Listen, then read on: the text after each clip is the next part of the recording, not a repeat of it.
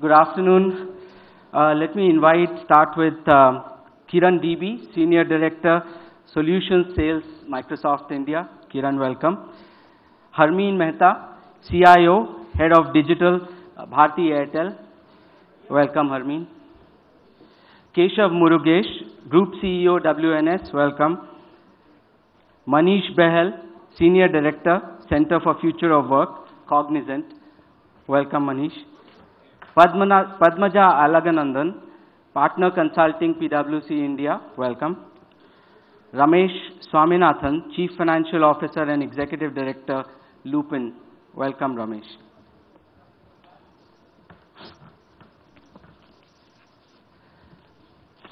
Welcome, everybody. Again, I'd like to start with when we look around for the workplace of the future.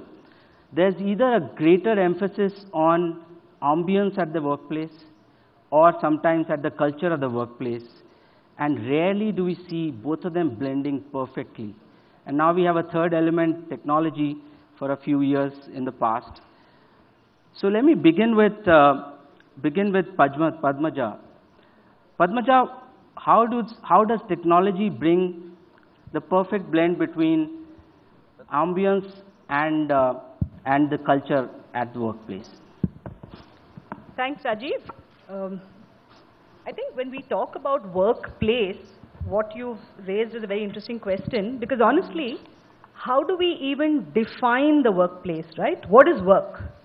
Is what all of us are doing here work? I don't know. Is this work? Is it not? What is the place where work gets done? I mean, I could have my best idea. Maybe when I'm riding the metro, I can have it just before I go to bed. So is that the place where work is done? So I think this question is quite interesting because the whole notion of the workplace itself is difficult to define today, right? The boundaries are extremely osmotic. So let me do one thing. Since we have so many strong technologists here, let me try and put a slightly different perspective to this question and look at some slightly broader trends, sociological, economic, and others.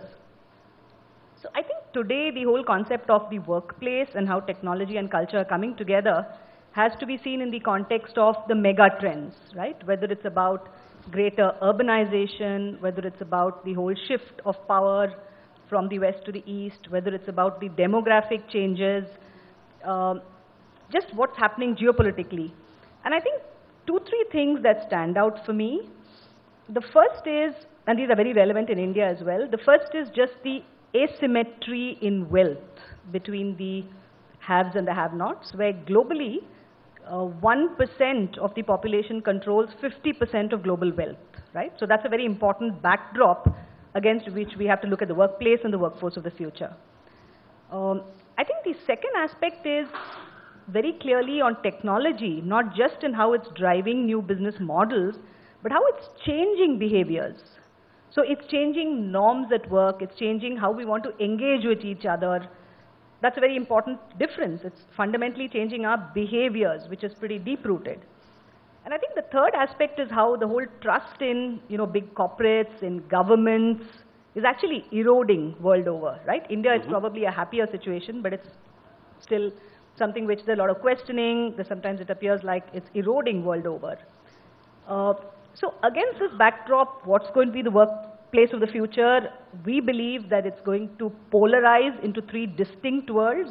Okay. There's going to continue to be big corporate, which is still going to have structured career progression. Technology is going to be used in a big way. We believe there will be a very different world, which is about individuals, right? Flexible workforce. You can call them temps. But that's going to be very different from big corporate. They're going to value a lot of autonomy, hyper-specialization. So that's a different world. And there's a third world where purpose will be very important. It's about social responsibility, purpose, what are we creating? So it's going to be a workplace that has these 3 very different worlds of work, and organizations and individuals will choose where they want to play at different points in their careers. That's interesting. Kiran, you will be enabling some of that. That's the task. Yeah, we're seeing that. How do you see this? Do you agree with most of what Padmaja says, or do you would like to add? Almost all of it. And Almost how all of it, but I don't have the data of the demographic point. But the way we are seeing the modern workplace as it progresses, and we are seeing it already now, it's easier and simpler if I can give an analogy. It's like film production. Yeah. The best people come together. There is still an anchor production house which is actually doing some base work of everything, getting everybody together, which has the core idea. And then the best people come together and then create a fantastic project, complete the project in a very secure environment, very confidential information being shared through that period of 1 year or whatever time frame, and then everybody dismantles after that movie is being launched. Right. See Avatar, at back home we had Bahubali. Nobody knew what was happening in that movie till it was launched, and it made multiple crores. So workplace of the future will be like that. Talent is going to be extremely difficult to acquire in hyper-specialization, which Padmaja was saying, and everybody needs it. And it's not new, Rajeev. We had this in the past. When we had a large implementation of an SAP or something like that, we had people coming in, doing some functional specialization and go away. In the past, we used to hire them and no longer need to hire them. People will be doing at the pace they want to do. And one of the areas which is going to foster this is people want to have a better work life, people want autonomy, which she mentioned. And underlying all this, they just need a very secure environment where privacy, trust, and data, everything is protected, and people work together as teams. And that's the future that we see, and it's already happening right now. Okay, Keshav, we've had discussions on the workplace of the future, and you're putting in place some of what we're talking about. How do you see this evolving with technological enablement, specifically within your organization and what you're doing for others as well? Yeah, thanks, Rajeev. So I think, from my perspective, look, I run a company and I am responsible for delivering the top line, bottom line, and, to some extent, influencing the culture of the company. And the reality is our business growth is on a tear. At this point in time, the sector itself, the business process management sector to which I belong, from India, and the company as well is on a high growth path. Yeah. So the reality is, while, we are looking at, leveraging, all the opportunities to deliver on that growth, for us, what we have to really do is focus on making sure we have the best people, we have the best infrastructure for them to work in, we have the best culture, that we create, as a result of which they all feel that they are part of it. And running through all of this is technology, as a result of which they feel that they are continuously being enabled. Right? That's all it is. It's a very simple thing. It's a very simple business kind of dynamic that we have to deliver on. So from our perspective, the reality is, as we look at the workplace of the future, we are looking much more at communicating to people that the future is all about skills and not scale, right? And therefore getting them used to the fact that, look, when you see technology and when you see these technology tools, don't get scared, just learn to live with them, leverage them as tools, because we are leveraging your superior thinking, your superior knowledge. For the rest, there is machines, automation, and that kind of technology that you're speaking about. Similarly, if you look at the models that we are also driving as an industry and as a company, in fact, this quarter, WNS, the company I belong to, announced for the first time about 1,400 new people that were added to the workforce coming in through the NEEM program. Yeah. Right? We were the first company to have actually announced that as a metric, because we said this is a metric that is going to become much more prevalent in the longer term. It's important that we start transparently talking about it, and we start measuring the business metrics of the company around it. So for me, really, these are all tools and engines of growth. And this whole concept of how do we allow employees to understand the flexibility that is available, in terms of the workplace to work. Recently, for example, in South Africa, we worked with one of our large utilities clients, And together, we redefined the workplace, for our employee set. So for example, we said, you can choose your working hours. You can choose the number of hours you want to work. You can choose, your work week, 25 as opposed to, 42 or 45 or whatever. And you can choose how and where you want to work from. And as a result, you can also choose how much of compensation you want to derive. Okay. So, I mean, this is, how we do it. Okay, Harmeen, another company which is not just using technologies, but also creating technologies, and how do you see this evolving, the future? So, I would say one of the biggest trends that any large organization is seeing is that your workforce is getting younger and younger by the year. So, the demographic within your workforce is very different to what it was before. The demographic of your customers is very different to what it was before. India is getting younger and younger. And I think if more than half of your workforce is actually under 30, the culture that you want to set, I think those days are gone where a culture would be set at the top and then percolated in an organization. It is completely the other way around. You have to let the 20-somethings actually define the culture of the organization, and everybody at the top has to learn how to embrace it. And that's really important because, if you want the best out of your workforce, that's the only way the millennials are working for you. Yeah. Otherwise, they're neither working for you nor with you. And I think that's probably the most interesting part, because you learn something new every day working with them, and it changes you as a professional and as a human being, and there's a lot of fun in it. The more important thing, though, is a lot of the younger the workforce get, the more technologically minded they are. It's how they live their lives. And I also think that it's no longer about getting your people to just work harder and harder. Those days are also gone. The more you get into the specialism area, the more important it has to be about working smart. Yeah. And when you are working smart, that's where every aid at your disposal from technology is going to make a very big difference. I think that's the difference between companies, it's doing well, not doing well, but also how well they are doing versus not, and how much they are fundamentally making a difference back in society, and how much difference they are making within the organization as well in bringing about that change in culture. I also don't think that any kind of these changes in culture come really gradually. I think you just have to decide that if you want to have a very open environment, and what Keshav was saying, break all rules. Yeah. Technology is disrupting the world. We have to disrupt the culture of the workplace as well. As an example, within our digital organization, we actually don't have any rules. The only rule is that there is no rules. I think one of the ways in which companies are trying to disrupt is social, and I'll come to you, Manish, on this. I know you have strong views on this. Use of social internet as well as internet.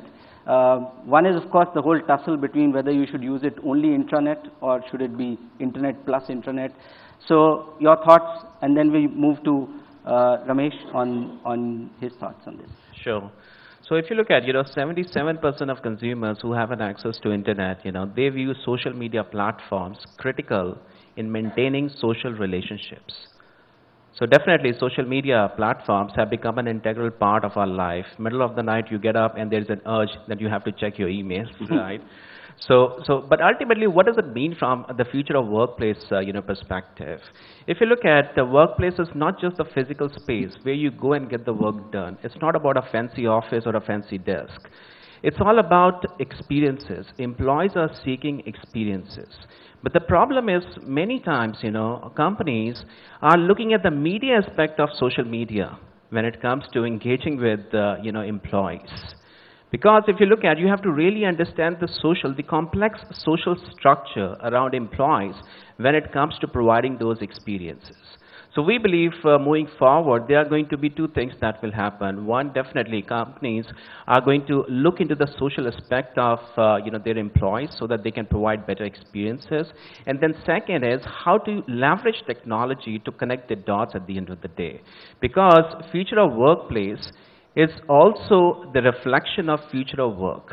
Yeah. So definitely how the future of work is going to get shaped in the age of AI and automation. And what does it mean for the workplace of the future. So those are the two critical elements that I believe, we really need to connect as we move forward.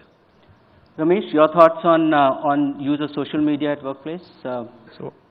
Thanks, Rajeev. I should clarify quickly. Ramesh, who's our CFO, couldn't make it, so sorry. Mayur, I'm so sorry. I'm filling in for Ramesh. So sorry. So my role is the technology role. Ramesh would have obviously got. No, I have written Mayur. I don't know. I was looking at the. Ramesh would have no problem. Ramesh would have gotten the finance view, but the technology view is that I think from an organization perspective, organizations would like to know what employees think about them, their bosses, what's happening in the workplace, what's happening in the industry. Unfortunately, when it comes to social media in the workplace, the lines get a little blurred.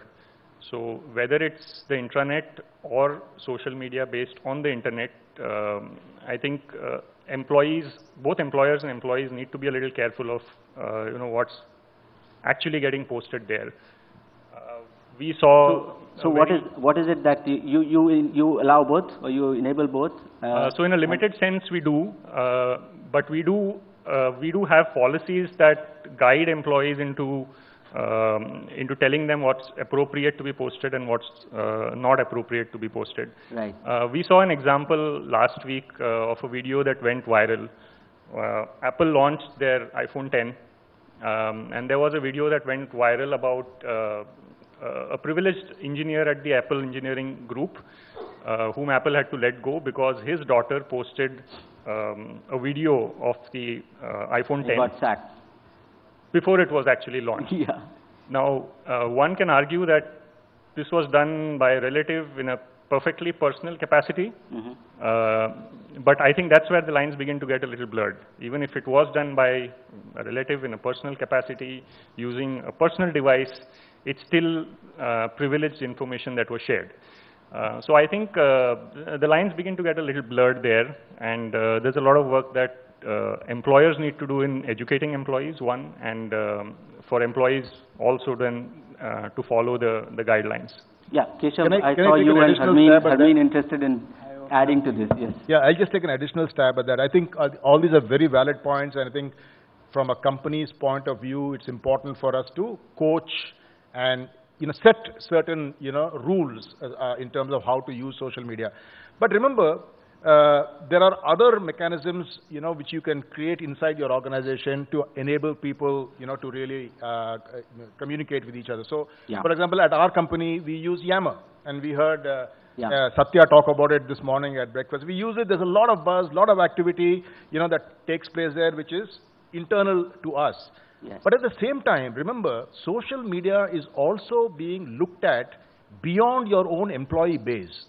There is a much larger influencer base. It's the family of that employee. It is the neighbor. It is so many other people who are also making calls on what is your brand, right? And how your brand is being perceived. So, from that perspective, we make sure as a company that we are all the time communicating the right messages out for employees to see and for other stakeholders to see. And at the same time, being a responsible kind of a company, what we're doing is, at a country level, we are now driving a new agenda where we are creating new curriculum and course content on responsible use. You're actually training people. We are now creating the content which we want to introduce with the help of some of the industry bodies, starting with, the youngest kids going all the way to senior citizens, so that as more and more usage of digital takes place, people are educated about the rules of this. Yeah. Harmeen, quick thoughts. So, my perspective is a normal employee doesn't wake up in the morning saying, I'm going to go and breach a rule of the company today. And I think that's the sense we appeal to. Like I said, I don't believe in putting boundaries and rules. I think everybody is responsible enough. Even if a 20-something-year-old is responsible enough to start a startup of his own and turn an idea into $1 million company, then he or she is responsible enough to know what needs to be posted and what not. Right. What we tend to do is, especially a lot of the digital initiatives that we do tend to be very confidential because they are differentiators for the organization, and many of them involve very sensitive deals, and hence the inner circle will know everything because we have a full transparency within the team. But at the beginning of any such program, we tend to sensitize the team saying this one is highly confidential. And then I think the onus that each and every member of that team knows, they understand that it's a privilege that so much has been shared so transparently with them.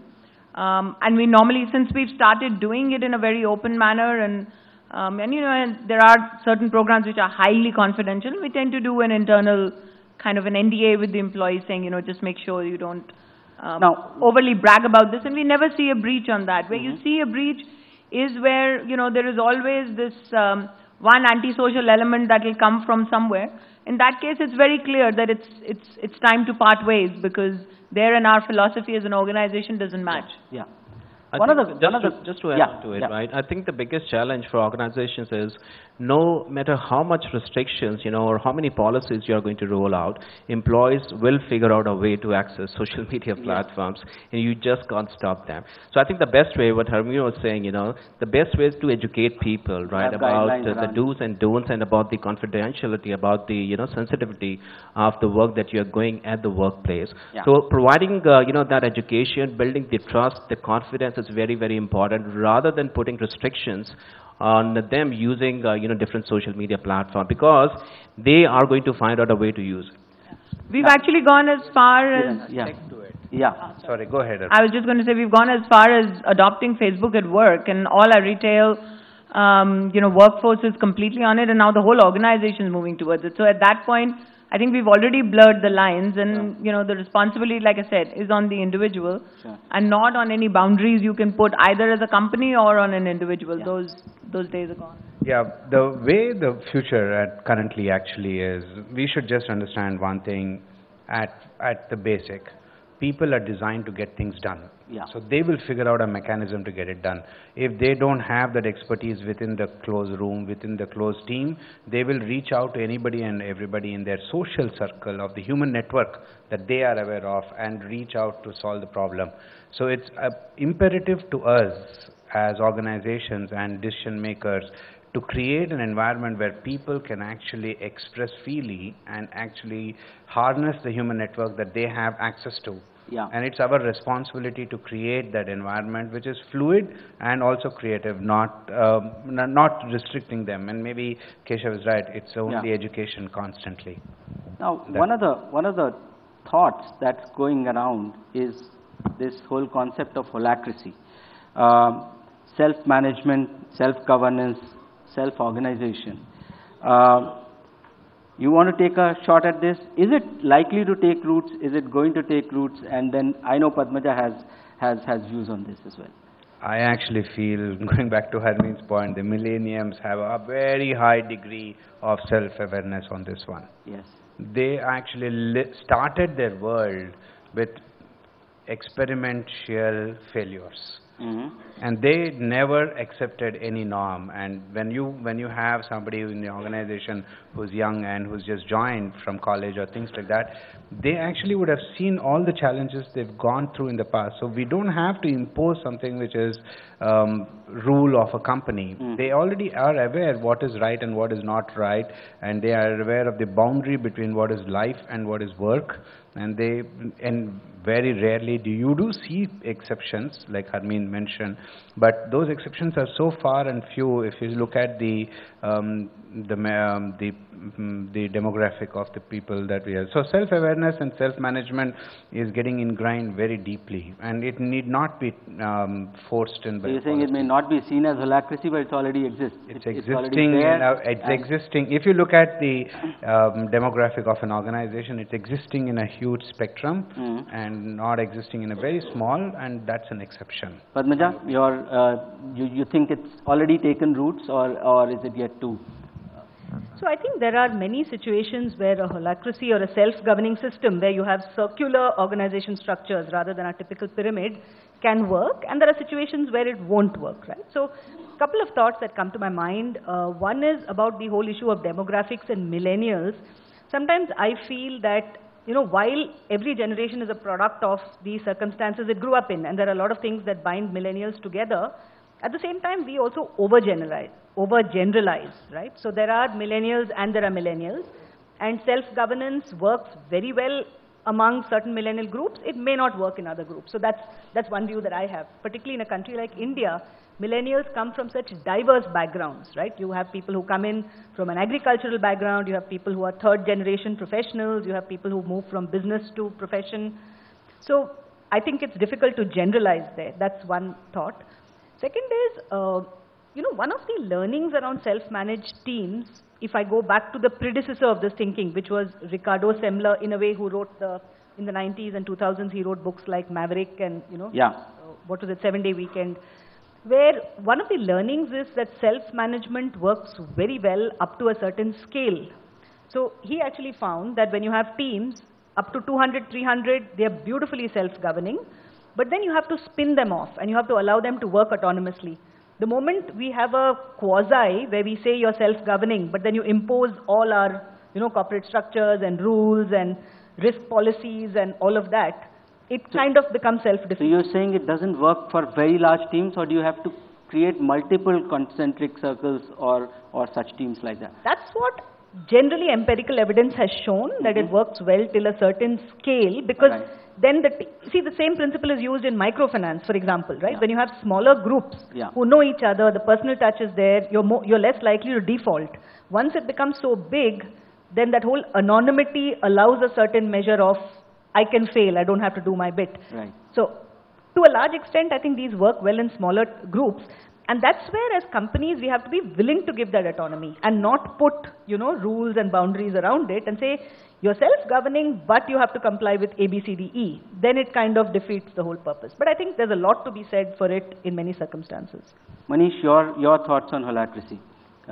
Can it work in larger organizations like yours? Yeah, certainly it can. It is working, at least in my case, right? So I have more of a virtual role that I handle, and my boss is based in the US, and all he does is provides a charter. These are the 5 things you need to do, and that's it. How I do it, it's up to me. So there is a lot of flexibility, lots of freedom, the kind of entrepreneurship, the culture which is being driven from top to bottom. It really helps people to become independent and also to drive new ideas, new solutions, new things for the future. Let's come to temps. They seem to have revolutionized the industries, especially the telecom industry, some of the other industries as well. Do you see, Harmeen, temps in workplaces of the future?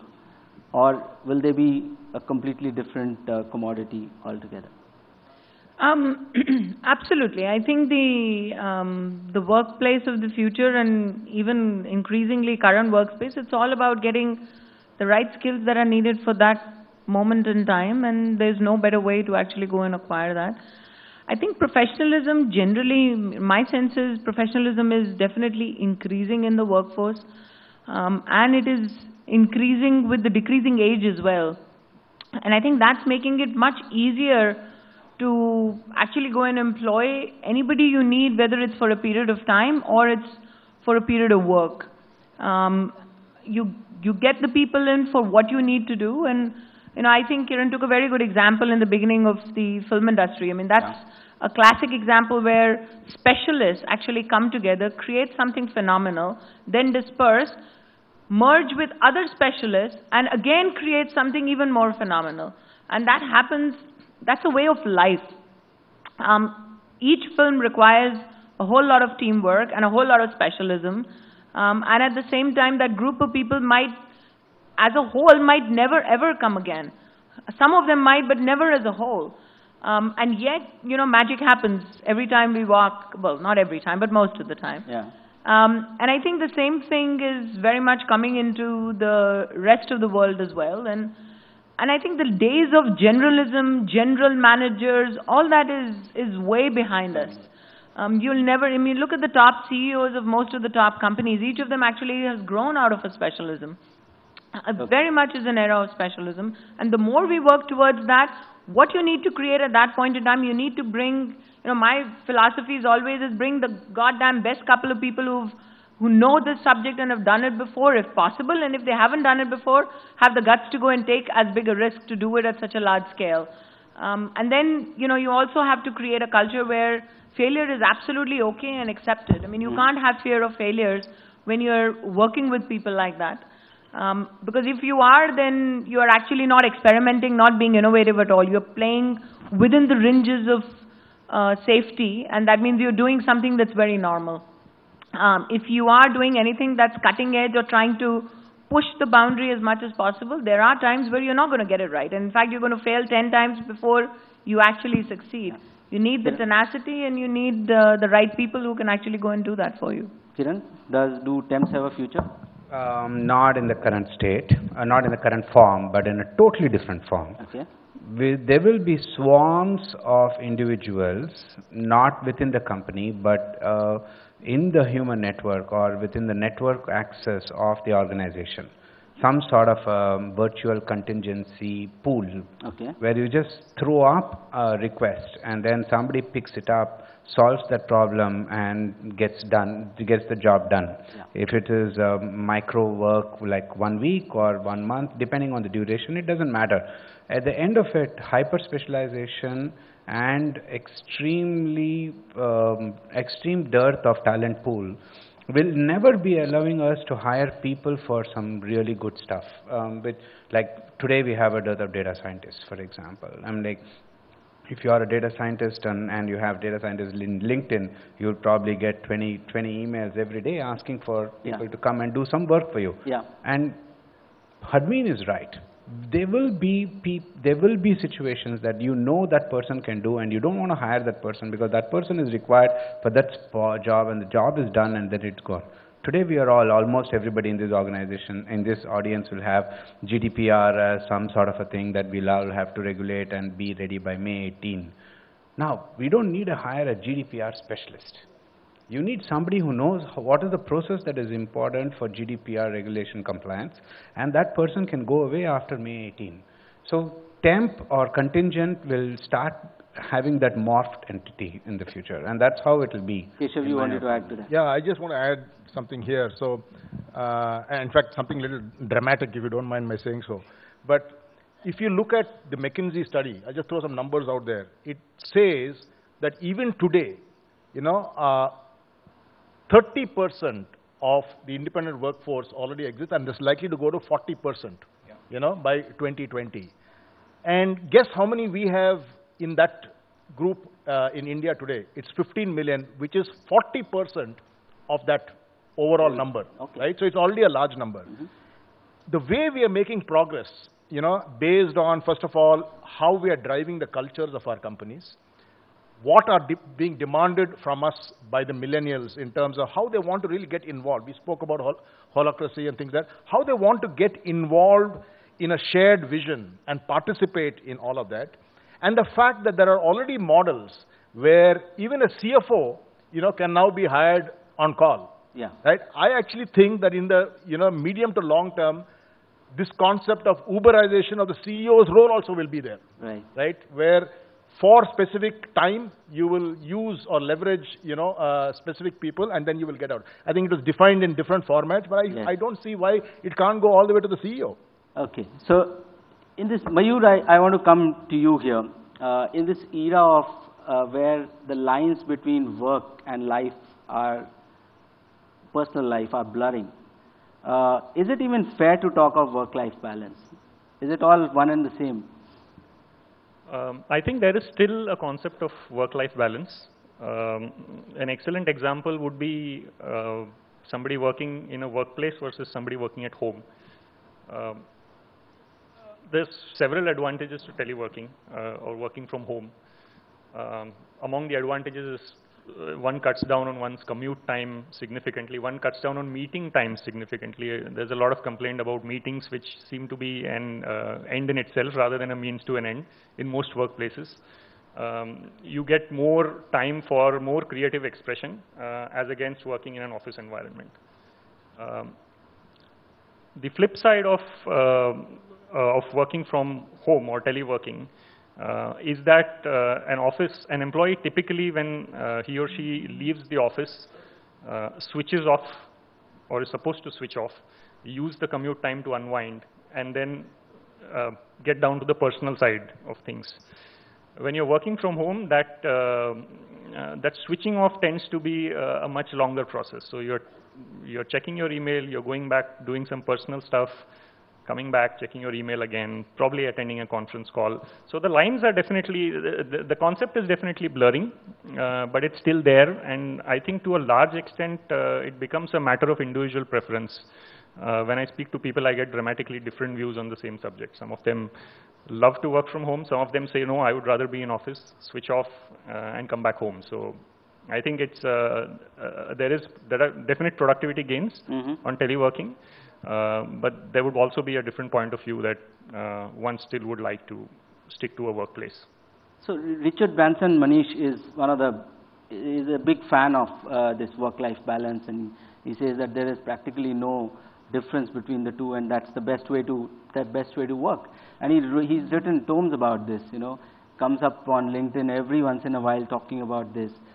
You were saying, we were discussing backstage about as long as there's, technology is not seen as an intruder, it is all one and the same. Yeah, definitely. If you look at, I am all up for work-life balance as a theme. But practically speaking, is it achievable in today's world? I'm not sure about it. Because technology is integrated into work, technology is integrated into your life. So talking about the work-life balance, I'm not sure, because technology is everywhere. Rather, it should be technology-led work-life balance, right, in many cases. So definitely, yes, I believe, it's more about, your preferences and, the individual choices, how much you really want to leverage technology and how you're going to strike the, balance. Because balance is not static, it's fluid. And in order to, achieve that, obviously, it's going to be very, very challenging. I think, it's just a matter of time. After some years, we are going to forget this concept of work-life balance. Rather, it's going to be technology-led, balance, what we are driving, both at work as well as at in our personal lives. Padmaja, minor tweak, teleworking versus work-life balance, your thoughts?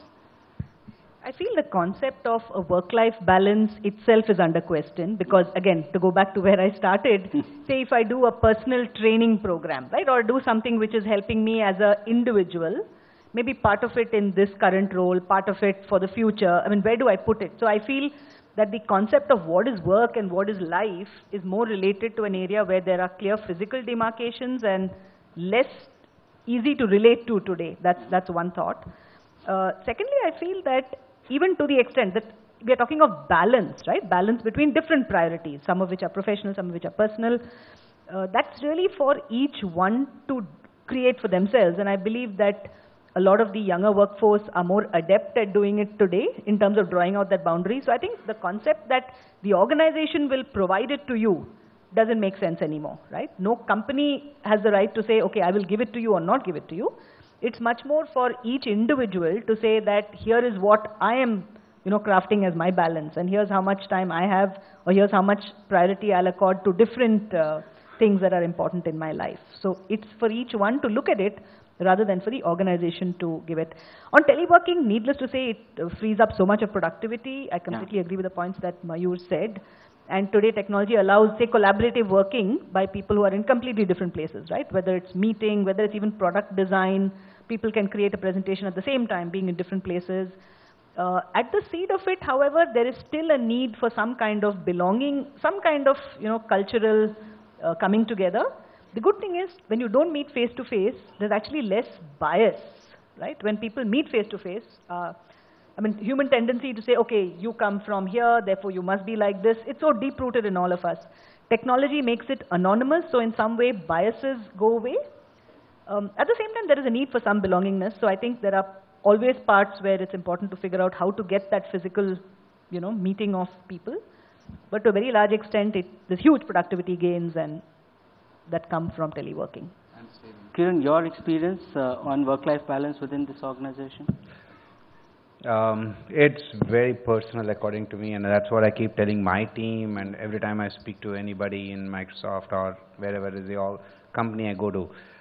the blur between work and life is huge. It's the same device you carry for both of them. So it starts there, and it starts with everybody knowing. And if you are spending something like 12 to 14 hours just thinking about work, there's very little left outside of sleep for life in any case. So it's instead of, and I also feel that there is a small section of the current working community which is in an identity crisis between the earlier generation which had no tech to support them on work, and the younger generation which is dependent on tech completely to live their life. So there is a gap, there is one spectrum of people who are in this cusp of these two, and which is where the work-life balance is becoming such a big point of discussion. But otherwise now we are slowly switching to focused areas where life will have some prioritized things. For example, I keep telling my team saying that in my life, if I say work-life balance is perfect, if I do 3 things the weekend, meet my dad, play a round of golf, and bake something with my daughter. If I do these 3 things, my work-life balance is check. Right. That's how you prioritize it. So Rajeev, I just want to add, Yeah. I think work-life balance is extremely important, right? And you know, I run a company with 35,000 people, and I think it's absolutely critical because what's our tagline? As a company, our tagline is, we are an extension of your enterprise. We tell clients that we are an extension of your enterprise. You just focus on, you know, your clients and what they want, and the rest of the company we will run for you. You know, so I will tell Aditya, you just bring your pilots and your, you know, your crew. The rest of the airline will run for you. You don't need to do anything else. And therefore, with technology, with the kind of employees that we have, the millennials, you know, surrounding us, they're anyway all the time, you know, living that, right? From a culture point of view, again, you know, we tell them very clearly that, look, as a company, we are not owned by a family. We are not owned by a private equity firm. We are essentially, you know, run by you people.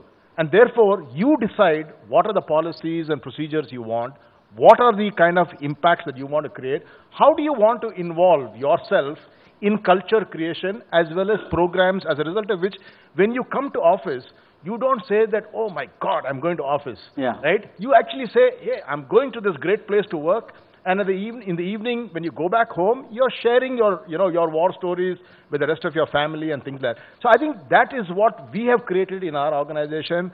And, you know, people keep asking me, oh, you're traveling again tonight? And, you know, in fact, I'm known for this. People say, each time you pack like as if you're taking your first flight. And I said, but that's what I tell all my guys to do. And they feel happy about it. And I think it's very, very important. So if you look inside our industry, you will see each of our companies will have Ranji Trophy cricketers. We will have great hockey players. We will have, you know, tremendous investments in all kinds of games, sporting events, all kinds of other things to help our people understand that when they come to work, you know, they are contributing. We respect that, and they must just enjoy what they're doing both here and at the home. Okay, so I think our clock is ticking. We have, if I may, just 30 seconds on this. Sure. I think beyond work-life balance, as organizations, we have to think of mental well-being. I mean, when you look at early burnout, we look at, you know, stress, we look at issues that people are having at much younger age. It's all about wellness, well-being, which I think goes beyond work-life balance, and that's something which is, we have the responsibility as employers to look at in a very, very strong way. Okay, we have time for 2 topics, and I think almost all the panelists have thoughts on this. So let me begin with employee surveillance and privacy, the pitfalls associated with this, and we will close with the last topic is about 2 factors that you think are going to be the most critical in organizations of the future or workplace of the future, between demographics, economic, cultural, whatever. So let's start with Mayur, you on the employee surveillance, and then maybe we'll come back for the last topic. So I think the employee surveillance and the impact on employee privacy, I think that's the unfortunate reality of the digitization of the workplace that we are seeing. Yes. So 25 years ago, there were no computers, there were minimal networks. People used to send each other inter-office memos. I think many of us would still remember those days. They were not, even emails were not so prevalent. There was no question of surveillance at that point of time. But now with the increasing digitization, with more compute available readily at fingertips, more powerful networks, more chances of leakage of data and things like that. Surveillance has become a natural side effect to the digitization that has happened. Typically, employers would like to monitor employee activities on two grounds. One is productivity and other is misconduct. There is still class of employers, category of employers who would believe that spending time on social media at work is detrimental to productivity. Might be true in some cases, but I think a 15-minute break on Facebook is really the equivalent of a coffee break now. So, regardless, but how do you sort of tell the employees that this is okay? So I think I think this is like Harmeen pointed out rightly. This is all about self-learning, self-realization. From a productivity standpoint, what is okay? Again, it's also a personal. It's a question of personal productivity as well. A lot of people would get energized with a 10-minute break. A lot of people would like long stretches where they can concentrate on their work. So it's a highly individual choice. But okay, sorry, you have something. The other aspect of it is of course misconduct, where employers would really like to be aware of any misconduct or any financial fraud or any otherwise illegal activity that's going on their networks during office hours using corporate equipment, corporate issued equipment. I think that's where those are typically the two reasons why employee surveillance really happens.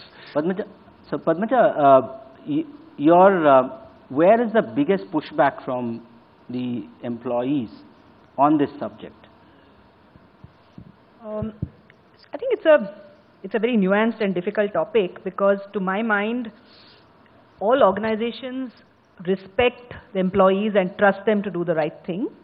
At the same time, regulatory environment and some of the possible risks of failure in this require that we have systems in place, right? And in a way, I see it almost as part of a social contract, that if you want to be part of a large organization, this is the other side of the coin, where the organization has to put in place safeguards which are there. But I don't think that needs to in any way take away from a culture of saying that, look, as a, we trust you, we expect you to do the right thing. And driving that in terms of communication, in terms of behaviors, in terms of culture. I think it's important to keep that balance. Manish, pitfalls? So yeah, definitely if you look at, there is a very thin line between tracking an employee activity and being creepy. And organizations will continue to, struggle to draw that line. That is going to be very, very important. While tracking employee activity has its own benefits. You can help them, increase their productivity, improve the efficiency, so on and so forth. But at the same time, how are you going to ensure that you're not getting into something that you shouldn't be? For instance, recently, I saw this news. There's this company in the US introducing microchips, So all the employees, microchips are going to be inserted into your skin, and you can buy meals, you can open the door. And I was wondering, why do you need it? What's the need of it, right? But ultimately, striking that balance is going to be very, very important. And how to strike the balance is more about, if you can educate your own employees the benefits that they are going to get. Like Google, tracks, their employee data, and they do that to help their employees in a meaningful way, right? And I think we are going to get onto the similar trajectory, what we are going through with Google and Facebooks of the world. Like, Google, Facebook, they know our lives, much more today. Like Netflix, knows your movie taste better than your spouse today. So definitely, all those things will follow, the same trajectory when it comes to employee tracking.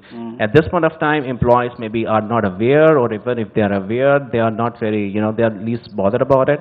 But in the data are going to get collected on them, they are going to get more and more conscious about it. Why it's happening and what it's happening, and how they can reduce the tracking which is happening on them 24/7. Okay, Keshav, employee surveillance versus privacy.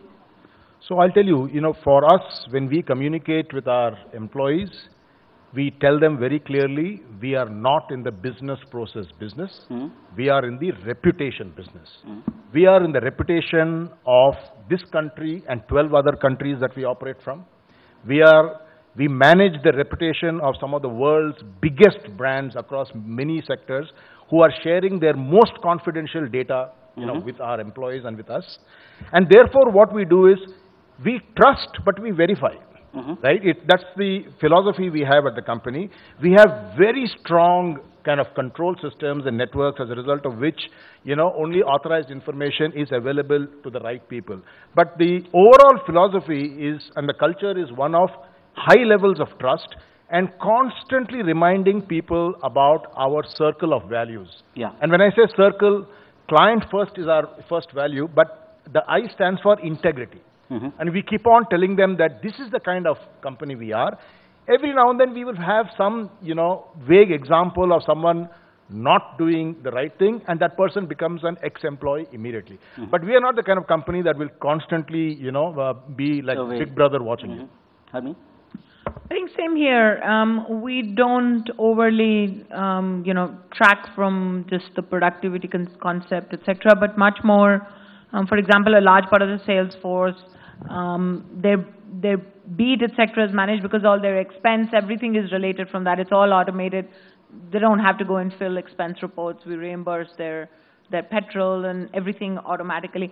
So some of that, but far more stringent when it comes to breach and code of conduct and things like that. What's the biggest pain point? So I think I actually have a slightly different view. I think today's generation, they post everything about themselves on Facebook or on Instagram, and exactly every second where they are, what they're doing. I think the concept of privacy is very different amongst them. And I think if anything, they actually understand the organizations would actually be following what they're doing. And I don't see as many hurdles with that. I think as an organization, you need to, there are certain things which, whether it's privacy of the data of your customers or whatever, that's really important. Yeah. And it is going to be considered a breach. You've got to monitor that. But other than that, I think it's a sense of, false management that we all think we can go and control human beings. I don't think that's possible. Yeah. So you just have to let them be and just make sure that the fringes that are important to you, that you don't want to be breached, those are very, very tight. And those are also fully automated. There's no human being watching anything that's happening. But the moment something wrong happens, a trigger comes saying, this is the person, this is what he did. And the system kind of kicks into motion. Last word on this. Yeah, there is the advantage today we have, and we didn't have it about 3-4 years back, is there is tech available for us to protect the organization's assets. Right. If you're sending an email, which is a business plan, there's always an alert coming out of Outlook saying that it looks like it's a confidential document. Do you really want to send it? Because there's somebody not within the company's mailing alias which is there on the mail. So there's tech available to support. So in my opinion, and it's happening today, and most of them are saying that also, is companies will have to foster a creative workforce. Yeah. And therefore, they have to just ensure that they struggle really hard to have the best tech supporting the assets, and then let the education and the culture of the organization ensure that it is there, because privacy of an individual is far more meaningful for that individual today than employment. Okay. So we have barely enough time for those two top factors you think will influence the workplace of the future. Mayur, would you like to start with? Yeah, I think it's teleworking, powered by collaboration technologies. That's going to be a significant top trend.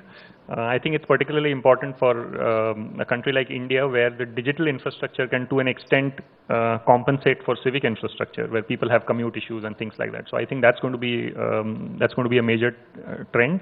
The other major trend is the era of specialists, where we spoke about specialists coming together, executing a job, moving on to other jobs. Okay, Padmaja. So to build on that, what kind of workplaces will be successful? I think the first is for an organization to define what skills it needs to compete and completely reinvent itself.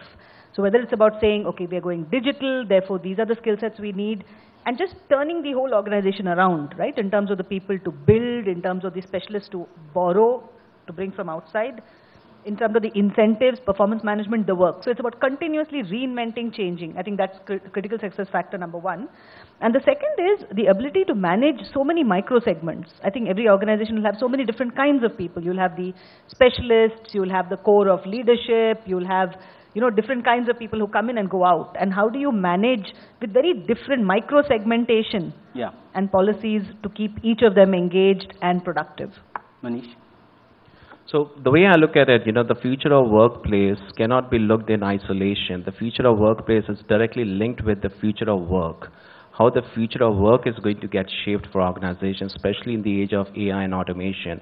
The way we look at it, as more of our laborious manual tasks are going to get automated, definitely there's going to be plenty of opportunities for all of us to focus on things that really matter to us, things that really matter to the business, which means that we really need to double down on human-centric skills. Creativity, learning, leadership, innovation, all these skills are even important today, but these skills are going to be much more important in the future because things that you and I and all of us do naturally, but computers struggle with, are going to be much more relevant, in the future. Right. And try to provide that linkage, try to establish, connect the dots, how the future of work is going to impact the workplace at the end. And the second is, identifying talents, because that is going to be the big issue, as we move forward, especially in this digital, first world. So from where to source that talent? The way we look at it, we are going to get, talent in the form of clusters, because innovation has moved beyond Silicon Valley. It's everywhere. You have startups in India, China, Malaysia, Singapore, as well as, you have the proper ecosystem, which is taking shape. You have co-working spaces, which are emerging everywhere. So how to leverage talent from those places rather than looking for traditional, HR approaches. Right. Keshav? Yeah, so, for us, we are continuing to prepare for a really high growth kind of, long-term potential for ourselves. So I would say in that having more thinkers, less doers is, a big focal area for us, and therefore creating, the workplace such that it brings in such people is important for us. And the second thing I would say is leveraging these temp models and these, independent workforces, what I call the Uberization of skills. Sure. That is something that will take off in a big way, for companies like us and for the industry. It's very interesting. I think for me, it's, actually organizations need to be like amoebas. Everybody who's in the organization at that point in time kind of defines the culture, and as that's changing and the nature of work is changing, you have to almost go through that morphosis and allow yourself a lot of agility to adapt very quickly. As quickly as people and your customers are adapting, you have to adapt yourselves as well. And I think part of that is also going to be, I think the whole hierarchical way of working is completely going to not change. I would say it's going to go away. The younger generation has a blatant disregard for hierarchy. Many of us do as well. And I think it's going to be much more about defining an outcome in everything and everybody, regardless of what stream or vertical in the organization you're from, coming together to achieve that outcome and measuring people by just those outcomes. And then, other than that, letting them be, give them space to breathe, to grow, to learn, to do what they want to do and how they want to do, as long as you're measuring them by the outcome. Kiran? I think that's the important thing. Yeah, I agree with Harmeen on both the points, actually. It will be a world where outcome-based assessment supported by a hugely non-siloed teamwork. That will be the future, and tech will support that completely in a very secure manner. The second one, which none of us are actually seeing it very rapidly hitting us like a tsunami, is hyper-specialization. Sure. People just don't want to work for 40 hours in a week anymore. They don't want employment. They just want money. And we need to hire them as specialists. In that world of, you say temp, I call contingency. Right. Thanks. Okay, with that, I think we are just in time to close this. It's really heartening to hear that, the era of specialization, the era of temps, many of the new factors that are playing out. I wish you all the best in building the organizations and workplaces of the future that you would like to build. And thank you all panelists for your time.